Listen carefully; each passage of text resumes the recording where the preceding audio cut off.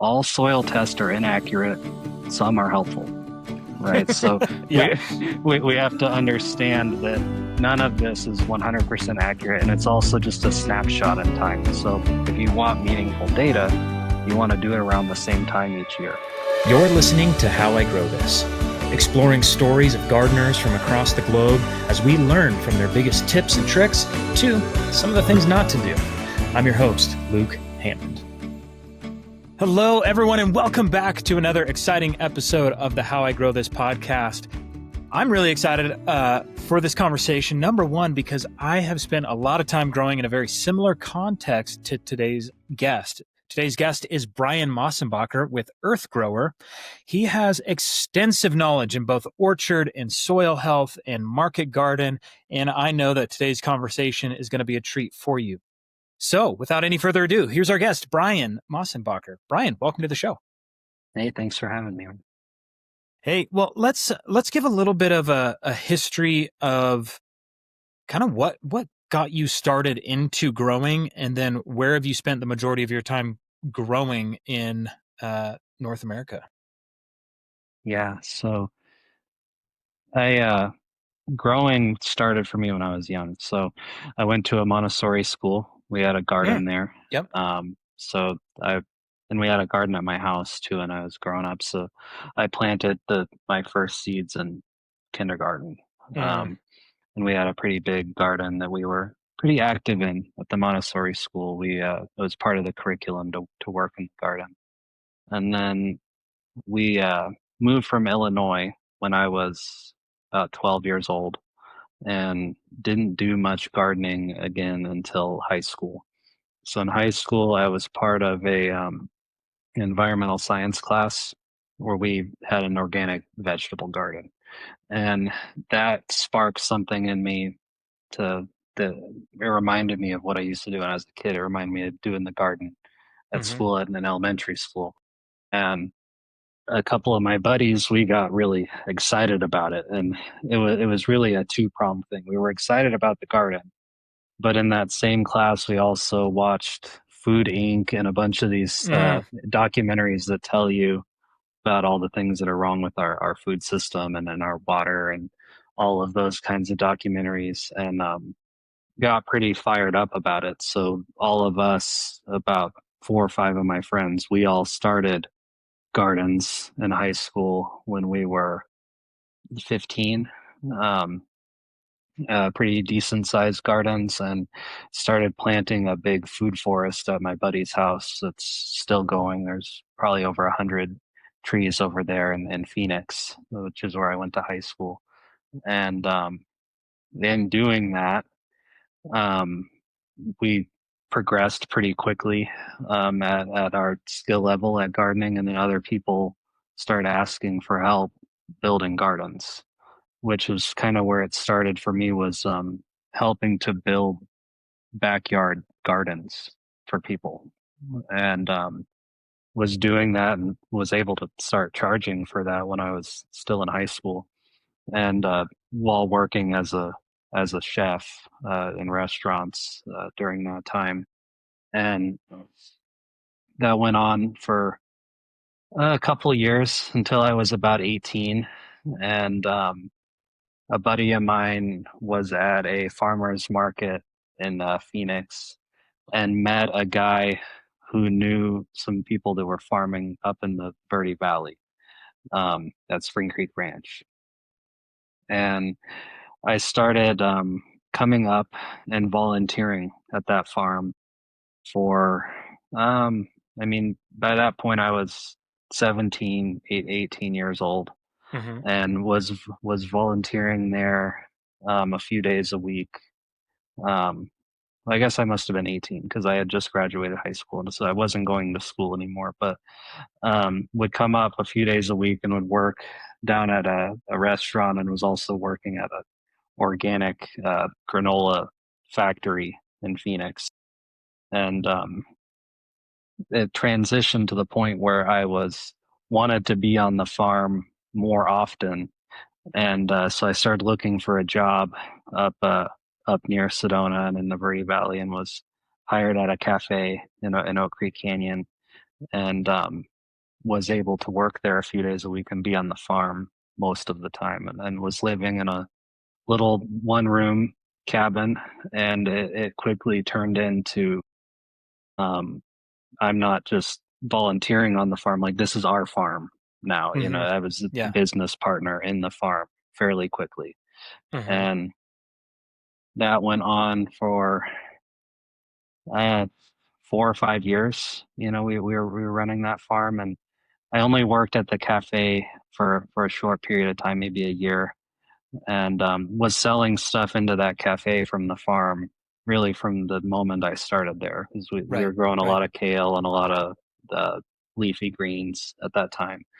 And then I still needed to make money off of the farm, so I took a job working on an apple orchard in Oak Creek Canyon.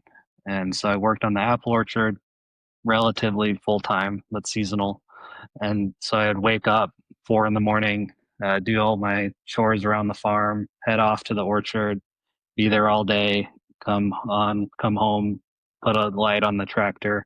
And we didn't have a tractor with a light. We had like a flashlight with a magnet we would stick on our old Yeah. tractor, and Yeah. get as much cultivating as we could done until it got too dark, too cold.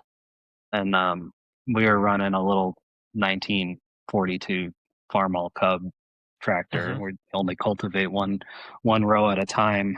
But for me in my early 20s, it was exciting. I had a lot of energy, and was able to work like that.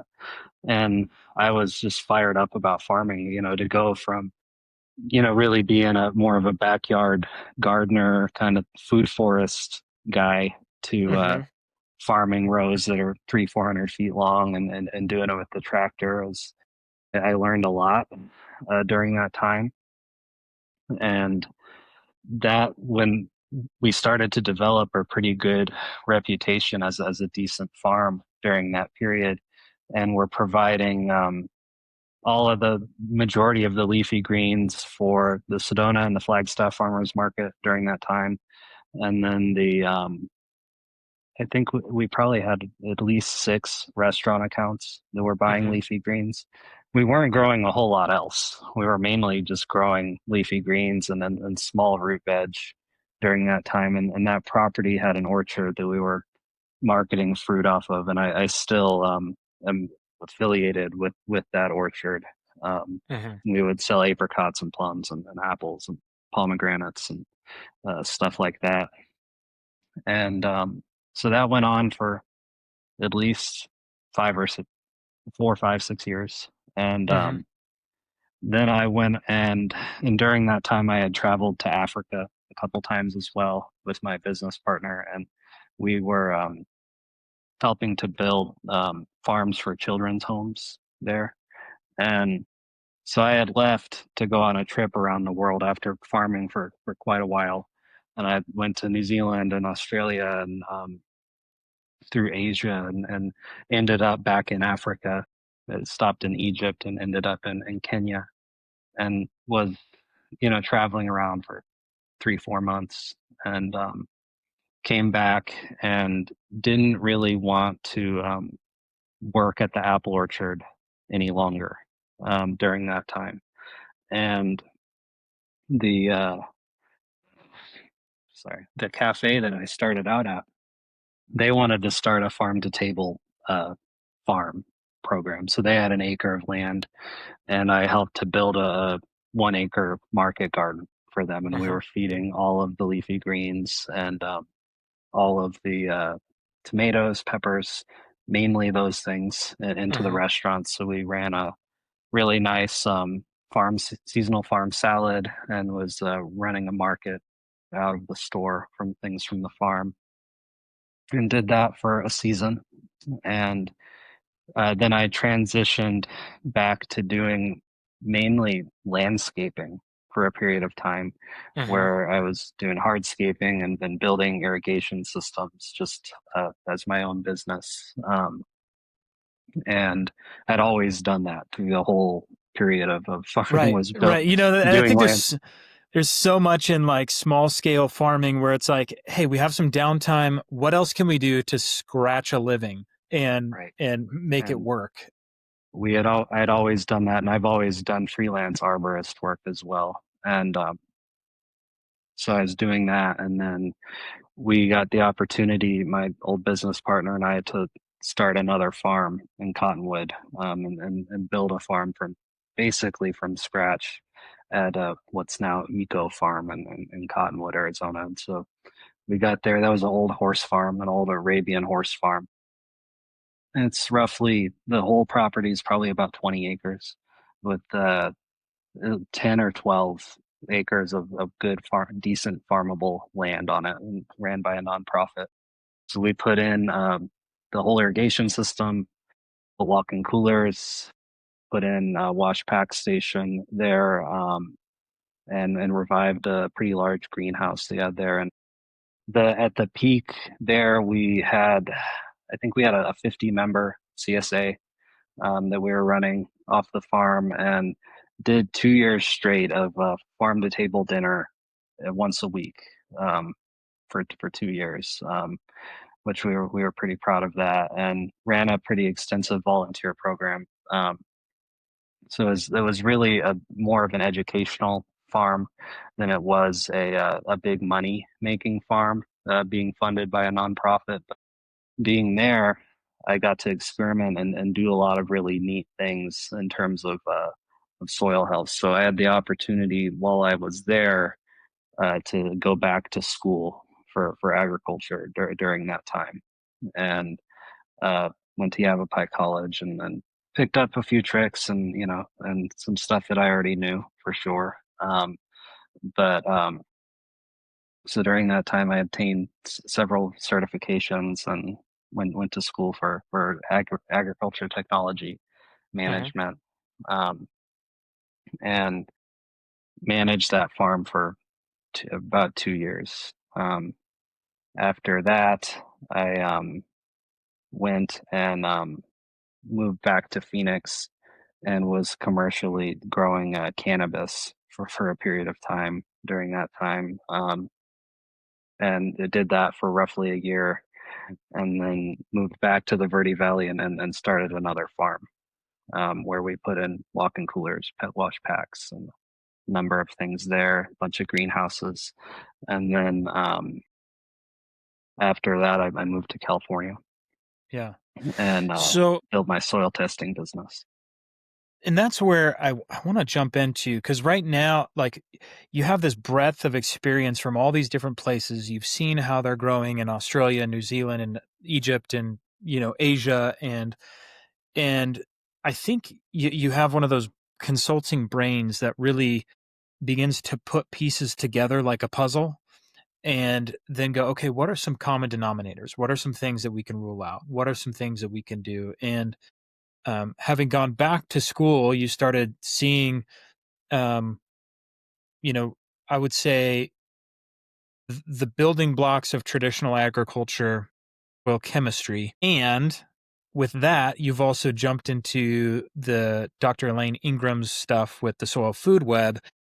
Let's talk a little bit about soil and digging into what makes a healthy soil and how do you transition soil. So that's a huge conversation that we're probably going to spend like 20 minutes on. Sure. Um, let let's just say you've got a baseline, you're a home grower, you're a small farmer, you're looking to establish some sort of baseline of where your soil's at. What are the first things that you look at? First thing I look at when I look at soil is really basic. Um, I use a shovel. So I use a shovel, and I dig a hole. And when I dig the hole, and when you do this, there's some standard stuff you want to do. You want to use a 12-inch spade because you can measure with it. So that's an important thing. So I'll dig a hole that's 12 inches deep, 12 inches around. I'll look at the soil profile so I can see the 0 to 12 inch profile, so I can see if there's any compaction layers in the soil is the first thing that I'm looking at. Feeling the soil texture. So just by feeling it, you can tell a lot about percentage of sand, silt, clay, physical structure of the soil. Then I am going to smell the soil as well. You can tell a lot about from the smell of the soil, whether it's a little alkaline or a little acidic. And over time, your nose starts to recognize things like that when you smell a lot of soil. So that tends to be one of the places that I'll start. Then I'll want to do some field testing. So water infiltration test is going to be one of the next things that I'll want to do, where I'll dump a set amount of water, set a timer, see how long it takes for the water to infiltrate into the soil. That'll tell me a lot about physical structure, um, what the roots of a plant have the capability of doing. And then from there, I'll want to do a slake analysis. So the slake is essentially an aggregate stability test where I'll be able to tell how stable the aggregates are. So you dissolve soil into water and see how long it takes for it to do that. And that tells us a lot about the microbial activity in the soil, because microbes produce glues that hold soil aggregate structure together. So the longer that it takes for the soil to dissolve, generally speaking, the more microbial life there is. So those are my favorite tests to start with. That's what I always start with. It's physical and field testing. From there, I'd want to take a fresh composite sample, so a mix of several core samples from the site at 6 inches generally is what I'm going to want to get that from. And I'll do a microscope analysis of it. So I'm going to look at whether there's beneficial fungi, whether there's nematodes, protozoa, amoeba, um, and a general count on a fungal to bacterial ratio. So how many bacteria are there to fungi, and what variety of bacteria are there, and is there beneficial fungi? So it's the next thing I'll do. Generally, that same day, I'll send off for a lab analysis for soil chemistry. And depending on the context of what it is, I'll use a different type of testing. So generally nowadays, for landscaping and like a non-regenerative setting, I'm going to want to do Malic 3 testing, because they're very heavily leaning on synthetic inputs, particularly turf and landscapers are using a lot of that stuff. So those are the kind of tests I'd want to do for that. And then in a more regenerative setting or an organic farm setting, I may want to do a Haney test. As a Haney test, they use a different type of acids, so that'll show what's more plant available in an agricultural setting. Once I've obtained all of that data, then I look at all of it. This is what the physical data, this is my field testing, this is what I saw under the microscope, and this is what the lab analysis is telling me. So that's called full baseline: physical, microbial, and chemistry. You look at all three, and that gives us a pretty good picture of what's going on. But the old adage is all soil tests are inaccurate, some are helpful, right? So Yeah. we have to understand that none of this is 100% accurate, and it's also just a snapshot in time. So when you do soil analysis, if you want meaningful data, you want to do it around the same time each year, because you'll see huge variability, whether it's cold or hot out, whether there's a crop in the ground or there's not. These are things that we're looking at. But in terms of the things that I really am interested in, how does the soil hold together? So the slake analysis is a big one. It tells us a lot. I want to understand the physical structure of it, because soil that has more clay holds on to more nutrients. Soil that has more sand leaches more nutrients, and also tends to have better infiltration rates. So those are a couple important things that I want to look at. And then on the lab analysis, on a Haney in particular, I'm interested in soil respiration. Is the soil breathing? That tells us a lot about microbiology. And under the microscope test, there's a couple key things I'm looking at. So there's a huge amount of talk about fungal bacterial ratios, which are important in a sense. But what I'm far more interested in, do you have nematodes? Do you have protozoa? Do you have beneficial fungi in meaningful counts? Those are the things I'm looking at more so than how many bacteria you have versus versus fungi. I'm more interested in, is there good fungi and are the larger microbes there? Because those larger microbes are what release nutrients. The nematode and protozoa, they eat bacteria and fungi. They poop it out and they release readily available nitrogen and trace mineral. The beneficial fungi, mycorrhiza, you hear about a lot, Uh-huh. that is dependent on plant roots. So if you don't have living plant roots, your counts on mycorrhiza go down. That's a big part of cover cropping, is to keep mycorrhiza alive. And mycorrhiza, they go mine phosphorus and other trace minerals and make that available to the plants, where the nematodes and the protozoa and the amoeba don't necessarily do that. They're more releasing nitrogen and other types of nutrients and other plant enzymes. So that's a picture of what we're looking at microbially, of when you have those types of things in your system, you need less fertilizer. The soil structure improves. You get better infiltration rates. You get better readings with the penetrometer for soil compaction. All of those things get better as you get the correct biology in place. Um, and then, depending on the context, when you're in a cropping system, fertility becomes important. So I am going to look at nitrogen, I am going to look at potassium, and I am going to look at phosphorus as well as trace minerals, and what quantities are they on for the type of crop that I'm growing. And um, and I tend to lean towards how can I put as little as possible because Yeah. all that stuff costs money. I rather put out biology that's going to release what I already have than spend money on fertilizer. But that's not to vilify fertilizer or and just a side note. Synthetic fertilizers, particularly synthetic nitrogen, these terms are not well understood. We think of that as a chemical, and people think chemical and they think bad. Chemical is chemistry, and all of these are just elements on the periodic table. And most of the time, the plant doesn't actually know the difference. And that's something to understand when we're looking at this stuff. But to go into that just a slightly deeper, organic nutrients require microbes to chew on them. Synthetic nutrients, the plants can absorb them now. That's hydroponics, right?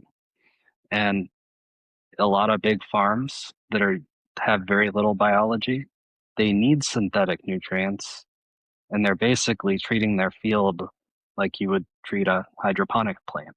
They're just giving it, they're feeding it all the time because the biology isn't there to unlock the nutrients. So there's nothing wrong with synthetic nutrients, but synthetic nitrogen has the ability to tie up carbon, which breaks down your soil structure over time.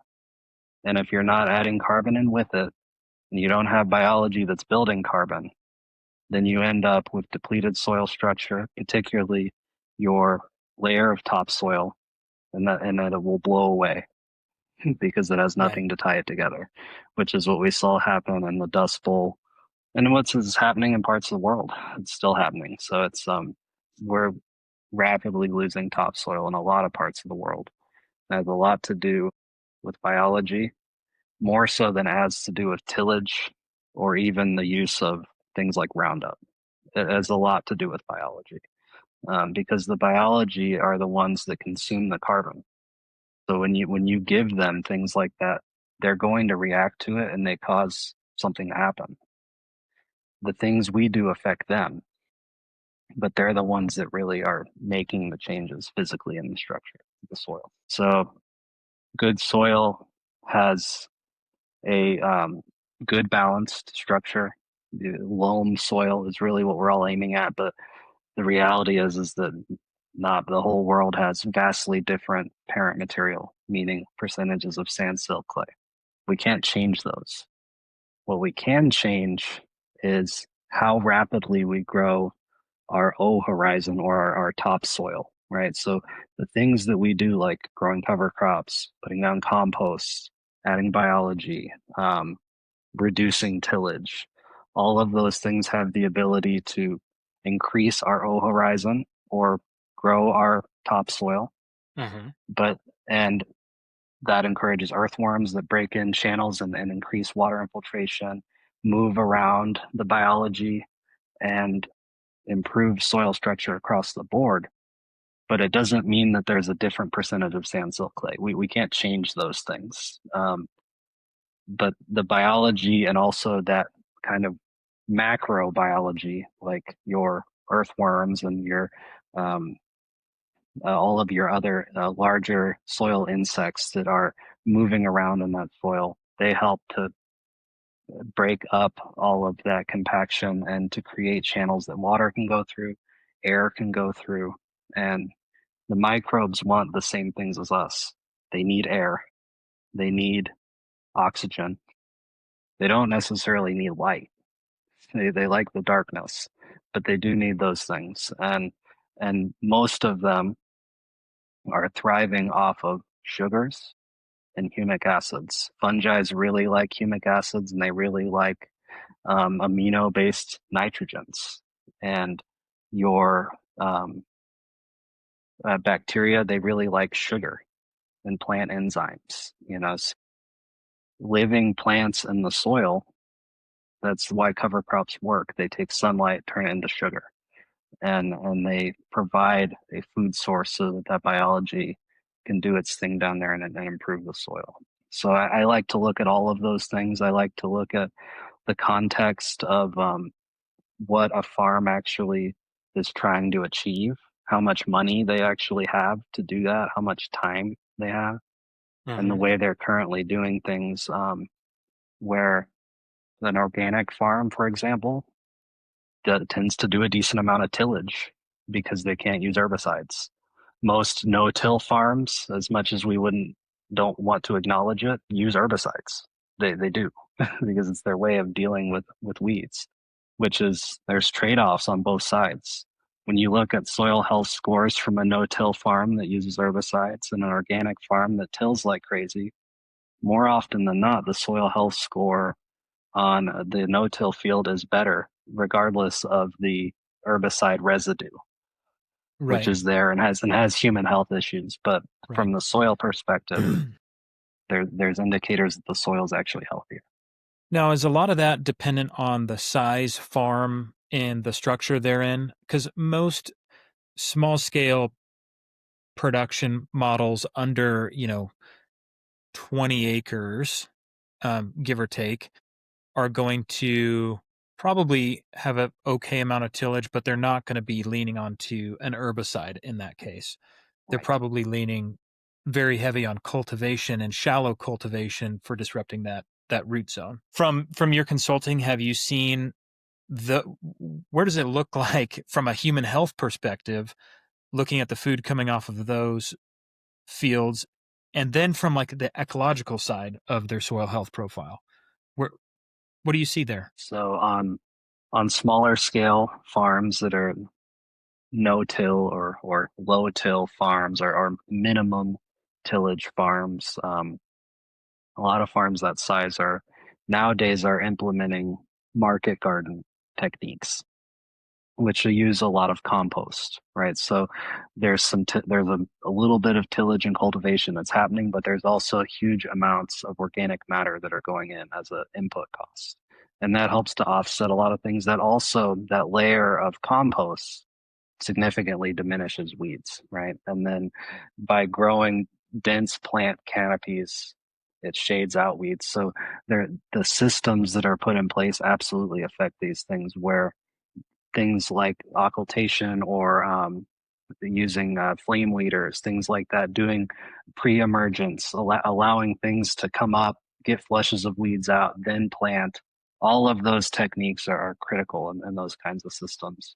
And they tend to not be doing full inversion, doing things like broad forking and surface tillage with power harrows and things like that. And that soil tends to be really good. It tends to be some of the highest quality food because of the scale at which it happens. The farmer can pay a lot of attention to things and produce a high quality crop. And the best fertilizer is the farmer's footsteps. And on small farms, there's a lot of farmers' footsteps, right? where Yeah.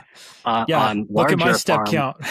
yeah, and on larger farms that maybe not tilling that much, using herbicides, very few farmers' footsteps. There's a lot of tracks from a big tractor, right? So they're not able to pay the same level of attention. And they may be, because of the quality of the soil, at least from the microbial and the structural perspective and from a nutrient perspective, they could still produce food that's perhaps nutrient dense, right? But the caveat in terms of human health perspective is that there is residue from herbicides and there is residue from pesticides. Most of the guys that are no-till that are using herbicides, and when they don't tend to be using a lot of pesticides and fungicides because they do there is a change of heart that happens when someone that goes no-till. They haven't been able to let go of the herbicides because they don't know how to deal with the weeds otherwise on a system Hmm. at that scale. But they are willing to let go of the fungicides and the pesticides because they understand the benefit of the beneficial biology around or the ecology around the Hmm. farm, particularly insects and wildlife. And they work so hard on building their soil structure and have a focus on fungi a lot of the time that they wouldn't want to use fungicides that could affect that. Hmm. There's a lot of interesting research now that there's certain types of biology that are present in compost and worm castings and a few other areas, specialized products that can break down and diminish the half-life on things like glyphosate and be able to break them down quicker. Um, and there's interesting research on that, and I think that it's important that becomes really important as the world transitions away from those things, and that there is a that it's not completely vilified, and we Hmm. understand the challenges that people are facing at scale. So it's two different perspectives. Both Hmm. farms can have good soil. Both can produce food that's of decent quality more often than not, depending on the crop. The herbicides hit the soil, but they don't rarely ever touch the finished crop. Hmm. It depends on the farmer. So transitioning farmers that are regenerative minded, that you can almost guarantee that that's the case. Farmers that are more of a conventional farmer and conventional, true conventional farmer is tilling a lot and they're using a lot of herbicides and they're using everything. They're doing everything in excess, and that can be a problem. But And that's going to be guys that are mostly using, mostly in grain, with the yes, exception of some larger scale producers of vegetables, but the input and the value per bushel being pulled off of an acre, the care that can go into a strawberry, even though strawberry is number one on the Dirty Dozen, probably not the best right, example there. Um, sure, it's a little bit different. I think I want to pivot the conversation. This has been super amazing to listen to, but I want to talk a little bit and have you talk to the backyard grower a little bit. Um, I think we've kind of zoomed in on kind of the soil health, and there's a perspective from a lot of backyard growers of my food is tastes better, uh, it it's ecologically better. Talk through the benefits of growing in the backyard, and then talk through some of the soil health for um, all the rage right now. Over the last decade has been raised beds. I think almost everybody's shifted to raised beds. Let's talk a little bit about raised beds, the whys, and what that soil profile looks like, and benefits or maybe some cons associated with it. sure. So there's a lot of really great benefits to backyard gardening from a lot of perspectives. So what it does to you as a human is really important. There's a spiritual component to it that I would say that is important of allowing your family and your kids to have a connection with where their food comes from. So that level of excitement facilitates a level of attention and care that doesn't necessarily happen on a farm, A good farmer will keep that alive in themselves and will do their best to do that over the whole farm. But there's a challenge there. Where in the backyard, when it's a little smaller, it's really easy to keep that alive. So, like I talked about the farmer's footsteps, there can be a lot of those in the backyard garden, and those tend to make the most difference. The quality of the food um, has the potential to be higher for a number of reasons. Because it's small, you have the ability to do higher quality water filters, improve the quality of your water. In raised beds, you have the opportunity to build your soil exactly how you want it to be, which has the potential to improve plant growth. Um, when you start stuff from seed yourself, you have the ability to adapt your genetics to your garden and improve the quality of your food over time with some selective breeding and seed saving. Um, all of those things make a big difference. And generally speaking, when people grow a backyard garden, they begin growing things that they can't purchase at the store. So they start trying a lot of new things, Mm, and that facilitates some excitement and also the taste buds of things that flavors of things that you've never had before, colors you've never seen before at the grocery store, things that you can get in the backyard garden. And there's a you build this level of I guess like I would say integrity associated with it because you get to decide everything that you're doing. And that mm, makes you feel really good about consuming it because you know everything that happened all across the board. And I find that to be important. The best food mm. is going to be the food that you grew yourself from your perspective. You know, from another garden's perspective, theirs is probably the best, right? So, Yeah. and so that's one of the caveats is there is a little bit of a silo that happens because if you're not comparing it with other people, maybe you think it's the best because it's better than what you got at the store, but is Uh-huh. it like what the other gardener is doing? So Uh-huh. it's important. I find it to be important to interact with other gardeners and to trade and to get some level of grounded realism of how good you're actually doing in your garden Mm. is important. Grounded And realism. I like that. um, because it's easy to get excited if you have nothing to compare it to other than what's at the store. And it's always going to be better than what's at the store if you did decently. Um, so I'll talk a little bit about raised beds. So raised beds give us the opportunity to put whatever we want in the soil, right? I tend to actually like in-ground beds better, and I'll come back to that. But raised beds, they have a lot of benefits because you can build on top of the soil. You don't have to dig into it, and you can put whatever you want in there. So a lot of people end up purchasing raised bed soil from the hardware store, which can grow good food.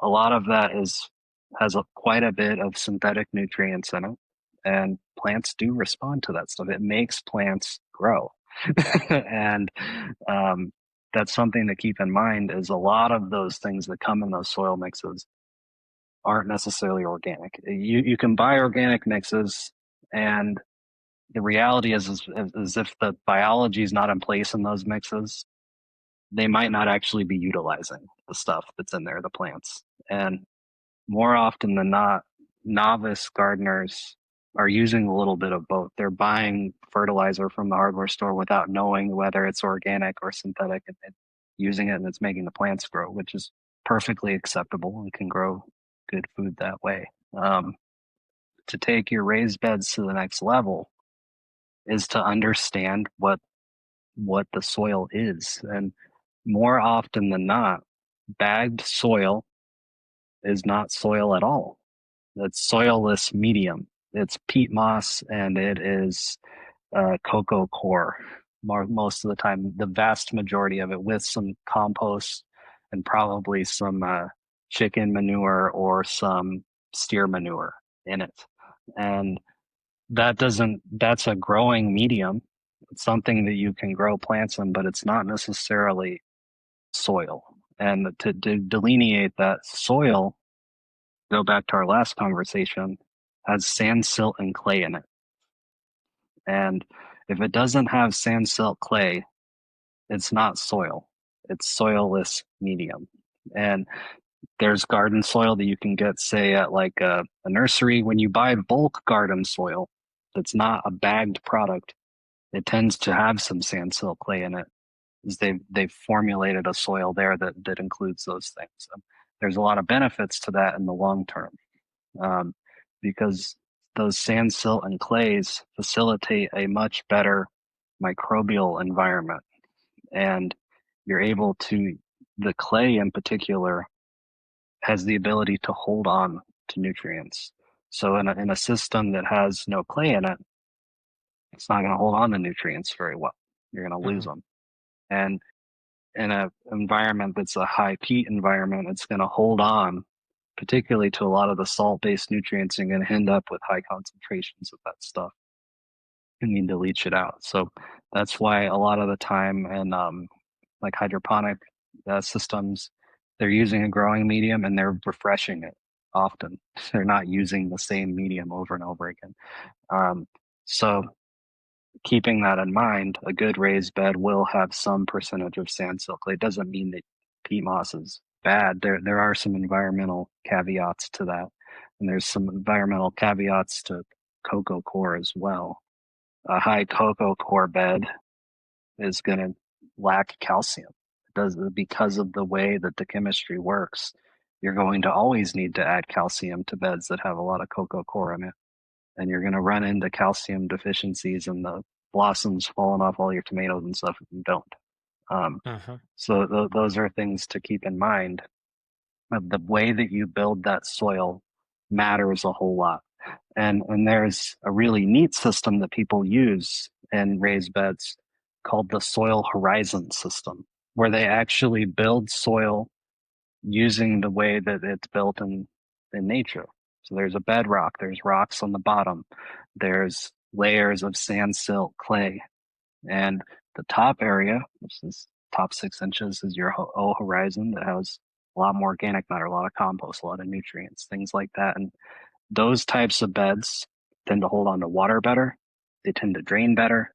They don't go anaerobic, and they tend to grow plants a little bit better, and actually don't need as much water upkeep. And when it gets hot, those raised beds that don't have sand, silt, clay in them, they end up drying out really quickly and have the potential to actually overwater them in an attempt to not underwater water them, and that can drown the plant roots and cause some problems. These are extreme circumstances. More Right. often than not, people buy the stuff from the store and they get good results in the short term, but Hmm. they may not get good results in the long term. Right. And those are things to keep in mind with raised Year beds. one, year one looks great, and then what happened? Year two, there's nothing going on in my bed, and I have Right. disease and pests and all this stuff. You mentioned something in there, kind of at the beginning. You said a home grower has an ability to do something very special. They can afford higher water filters and higher quality water filters. Um, Talk a little bit about water flow and what are these water filters that you would recommend, and how could that make a big difference in your garden? Yeah, so water is important in the garden. That's an Yeah. obvious one. Probably the But most important. Yeah, arguably. right, but there's varying degrees of quality of water. And when you look at soil test, something I left out of when I was talking about doing soil testing, I also like to do water testing on the farms because water has chemistry in it as well and it affects the soil. So generally speaking, the first reason I'm going to want to put a water filter on my backyard garden is because city water has chlorine in it. That's the first thing I'm going to want to get out because that has the ability, the plants will still grow. You can grow plants with water with chlorine in it, but it'll drastically affect the biology in the soil, which is what I'm trying to take care of. So I tend to want to get the chlorine out. You can do that with a simple charcoal filter. And you can do this at scale on farms, but it depends on the source of the water. A lot of farms are on ditch water and filtration becomes challenging. So it just depends on the type of water you're working with at scale. But in the backyard, you have pressure. that will push through a filter. So you can use any number of filters. The top one that I'm gonna want to start with is probably a charcoal filter. Uh-huh. Um, if I have the choice, I may want to do a DI filter, and that's going to depend on what the water test tells me. If the water has a lot of chloride in it, chloride, not chlorine. Chloride is important. It's an important mineral that we all need, and plants need some of it. But if there's too much, that can burn certain plants. So the type of filter that I would put would depend on the soil or on the water test. So high chloride's one, and high sulfur is another one that I'd be looking out for. And that you can use a type of water softener called a DI filter or a whole home filter. Is that a Is water something softener, or is that what does DI stand for? deionization filter. So it's very similar to a water softener. It'd be a different type of cartridge that you would put in your water softener. That Gotcha. could remove those types of things. But the big one is a charcoal filter that's going to pull out most of the chlorine. Um, if your water is really bad and has a lot of stuff in it that you don't want to use in your garden, because the garden's relatively small for a backyard garden in general, um, you could consider doing an RO filter that has remineralization. Strip everything, add back in the good minerals, and put out perfect water. So you have that opportunity to do that. But RO filters come with caveats. RO filters take a long time to fill up tanks, so the capacity of water that you have access to at any given moment is less.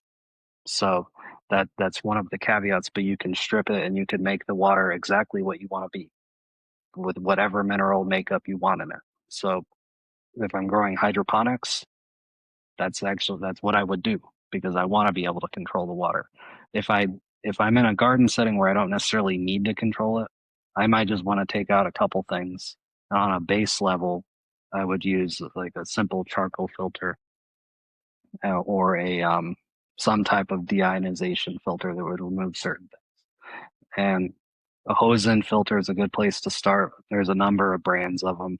Um, the Boogie Brew filter is a pretty popular one that people use as a garden filter that will pull out chlorine and a lot of those basic stuff that's going to affect soil biology more than anything.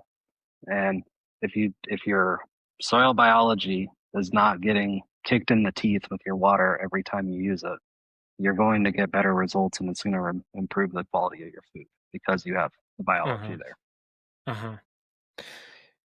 I've you hear John Kempf talk about this on larger scale farms and the application of products and the importance of how that application completely changes just by changing the quality of the water in the spray tank. Um, Absolutely. and and it is so imperative that you're checking some of those things as you're applying a product to make sure that the dollars you're spending on whatever product it is are actually being utilized and not just counteracted and you've just wasted money. Um, Yeah, a lot of products do require some type of a pH change in the tank. Um, and then water with really high ppms, like you have the potential to be putting out micronutrients or even secondary nutrients like sulfur in high quantities that you don't actually need or want with your water. And more often than not, when you see things like high sulfur, and which is odd to see, but you do see it in certain parts of the country, it's because the water actually has really high sulfur in it, and it's just getting dumped out on the field, and it's making the sulfur in the soil really high. uh-huh. Let's talk a little bit about surface water versus, deep pool water or well water. What do you think is best? What would you prefer, and what is better from an ecological standpoint? So my favorite water to farm with is ditch water or water from rivers and streams, honestly.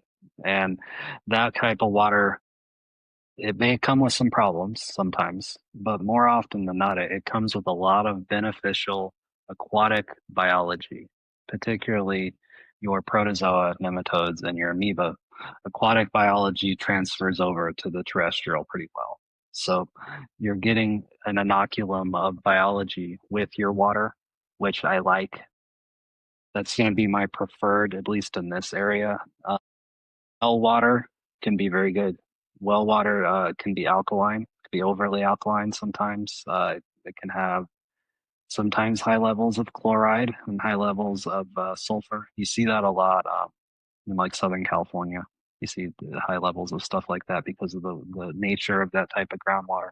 You also see high salinity levels, but it depends on the well. There's wells that have none of that stuff in it that are awesome wells, and then there's wells that have tons of stuff like that in it, where you at levels where you might not even want to shower with certain well water, you know. But um, so generally speaking, fresh water sources are my preferred because they come with biology built in. Uh-huh. Um, and they come with some nitrogen built in as well, and it tends to every farm that I've ever been on where I used water from rivers and creeks, the plants love it, and Uh-huh. the soil loves it. Uh-huh. There's instances where when you're using nutrients and that's your water source, you may need to do some pH adjustments. You likely need to remove some sediment from it, and then there's filtration things that come up if you're wanting to run drip irrigation with ditch water and things like that. Filtration is a thing and it can be challenging, particularly if you're in a system with a lack of pressure. Filters need pressure is a good thing to note. But in general, that's what I'm gonna want to lean towards. In a city setting, I've used just normal city water to grow with, and it'll certainly grow things. But that tends to be the water that I'm wanting to filter nutrients out of it or minerals out of it more than I'm wanting to just remove sediment or remove silt and things from it. Where I've done pretty well w with our river and stream sources, not really needing to do any kind of sophisticated filter on it. Mainly just get debris and sediment out of it, Uh-huh. um, and use that. I think that when used responsibly, that's important. And it depends on your water practices. I think in certain instances the flood can be very effective and very good, and in certain instances maybe sprinklers might be better, even with the amount of evaporation you get from sprinklers. And then in other scenarios, drip makes sense, but drip, has plastic, which is another thing that is vilified. So what's more important, plastic or evaporation? So if you use a little bit of plastic, maybe you conserve your water more.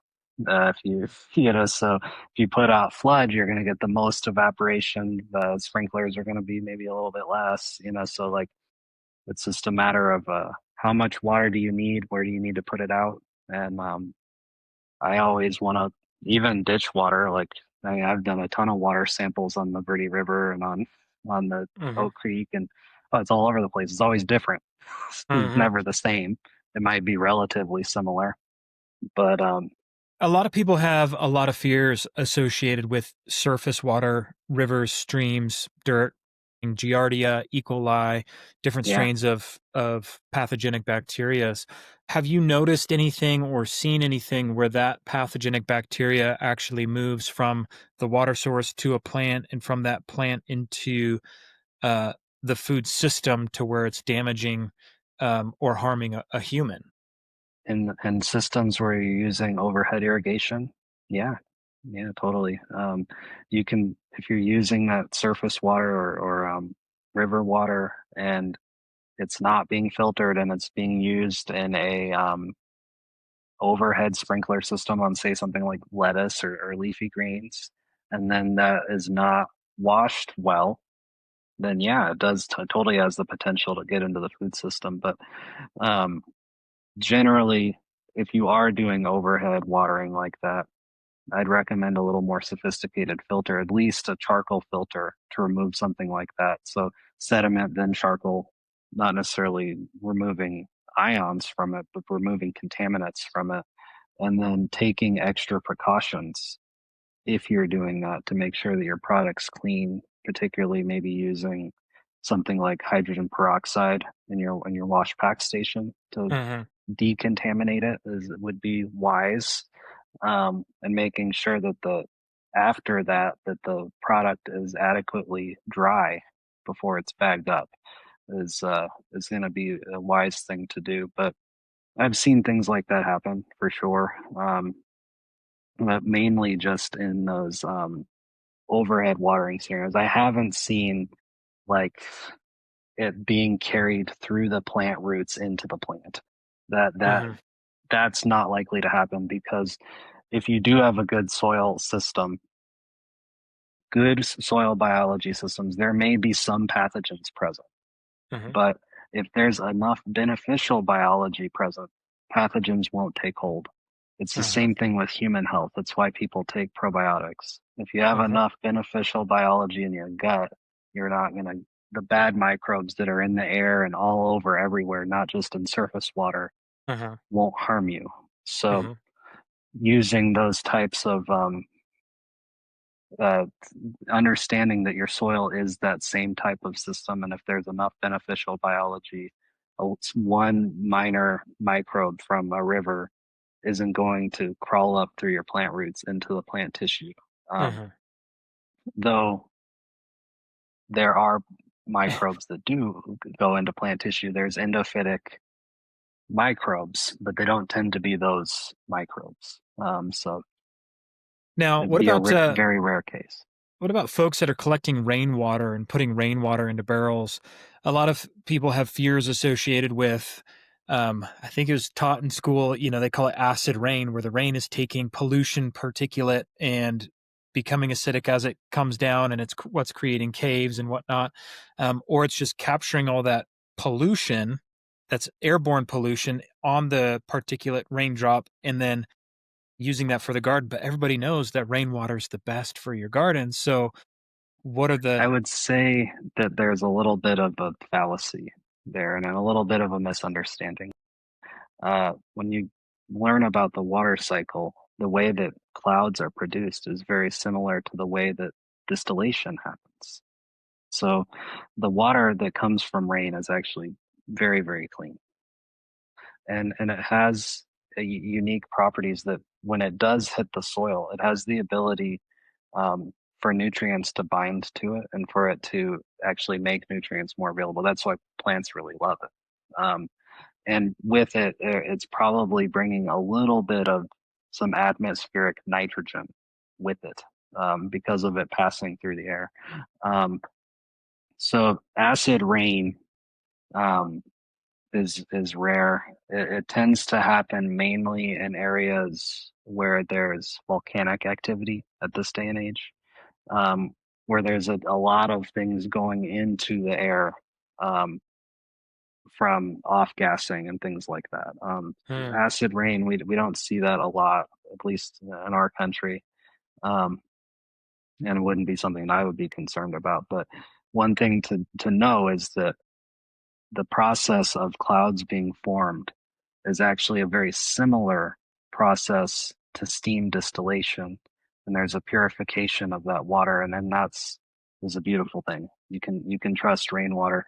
The issue with collecting rainwater is it going into dirty barrels and then things festering in those barrels or the sunlight shining on it, algae forming, and no lid, animal droppings going in, leaves falling in that a lot of the time have good stuff on them, but may not have great stuff. So I wouldn't drink that rainwater.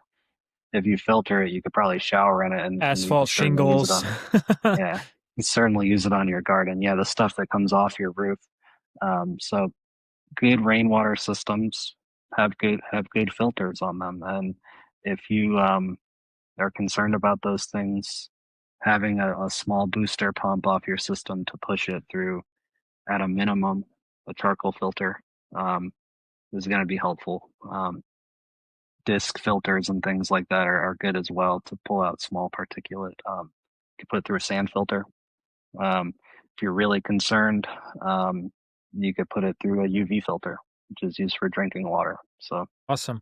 Well, Brian, this has been a super fun conversation. I am sure that people were a little bit mind blown and a little bit like, oh, wow, I'm going to have to listen to this episode probably 3-4 times over to make sure as they're scrolling notes and trying to, write down charcoal filter versus DI filter versus, wait, what's that? Hosen boogie filter, all the things that sure.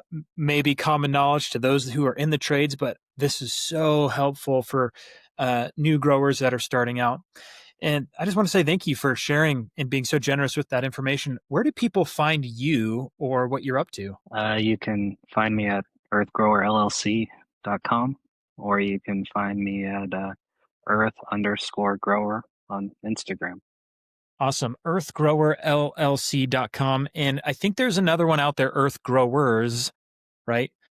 Earth Growers is a waste diversion company. Yeah. So make sure that you catch the right one. This is Brian Maisenbacher with Earth Grower. Awesome. And for those of you who don't know, which I'm hoping that you do by now, this podcast, the How I Grow This podcast, is brought to you by Seed Time.